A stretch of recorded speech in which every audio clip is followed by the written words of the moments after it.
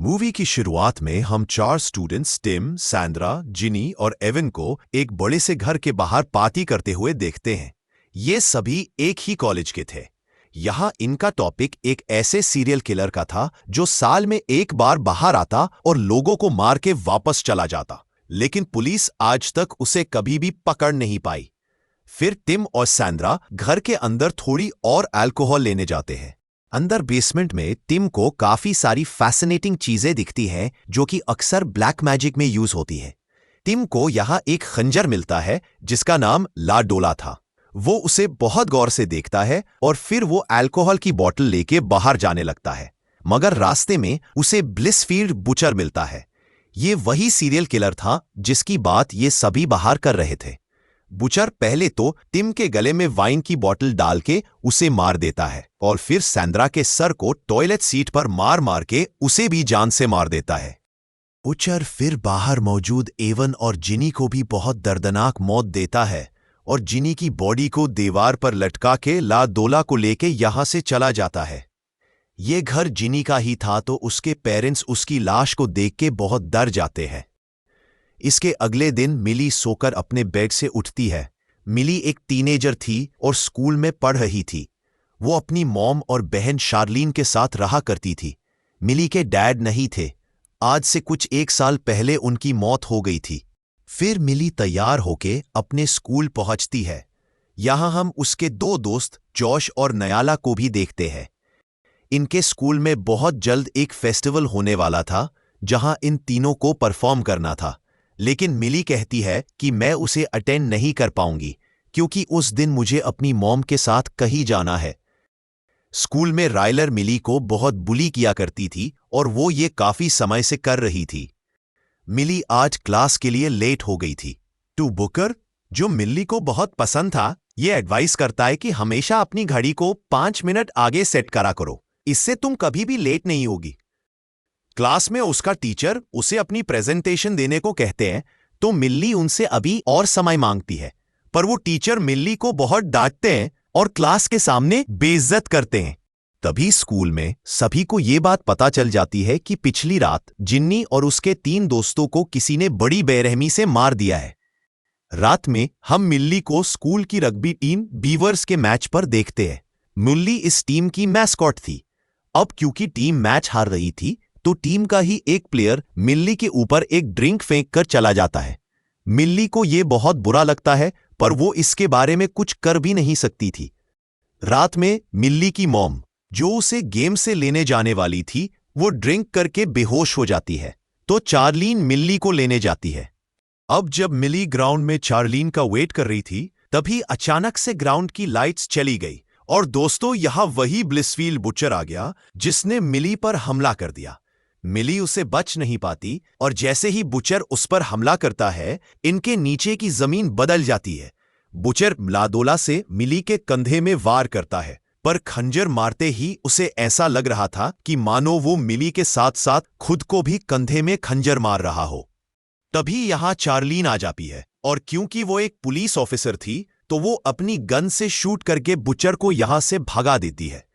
चार्लीन मिली को घर ले आती है, पर उसे ये नहीं मालूम था कि वो अपने साथ मिली को नहीं बल्कि उस बुचर को ही अपने साथ ले आ रही है। बेसिकली उस लाडोला के चक्कर में बुचर और मिली की सोल्स एक्सचेंज हो गई थी और बुचर की सोल मिली की बॉडी के अंदर आ गई थी। तो अगले ही दिन बुचर मिली के बोल्ड कपड़े पहनकर स्कूल पहुंचता है।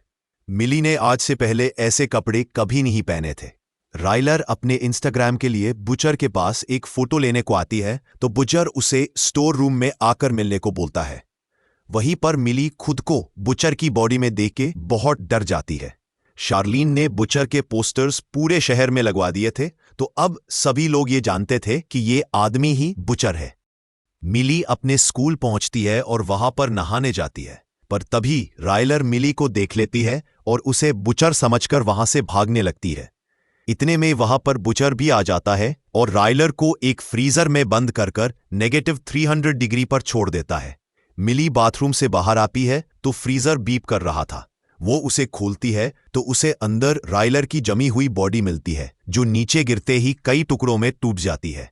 मिली ये देख के डर जाती है और अपने दोस्तों जोश और नयाला के पास जाती है।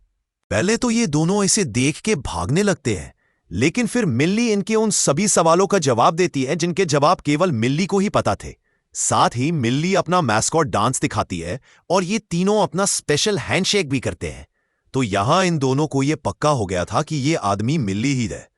मिल्ली इनको सारी कहानी बताती है तो जोश और नायाला अपनी स्पेनिश टीचर के पास जाकर लदोला के बारे में सवाल करते हैं। लदोला एक सैक्रिफाइस में काम आने वाला खंजर था। इसके इस्तेमाल से आत्माएं एक्सचेंज हो जाती हैं और अगर 24 घंटे के अंदर अंदर वापस आत्माओं को एक्सचेंज नहीं किया गया तो वो हमेशा वैसी ही एक्सचेंज रहेंगी। इसका मतलब मिल्ली को 24 घंटे के अंदर अंदर बुचर को एक बार लदोला से मारना होगा। मिल्ली फिर वॉशरूम में होती है। अभी यहां पर एक लड़का आता है जो मिल्ली को काफी समय से बुली कर रहा था और इसने मिल्ली को बहुत परेशान कर रखा था। अब बुचर की बॉडी बहुत स्ट्रांग थी और वो लड़का ऑब्वियसली उसके सामने टिक नहीं पाता, तो मिल्ली उसे बहुत मारती है।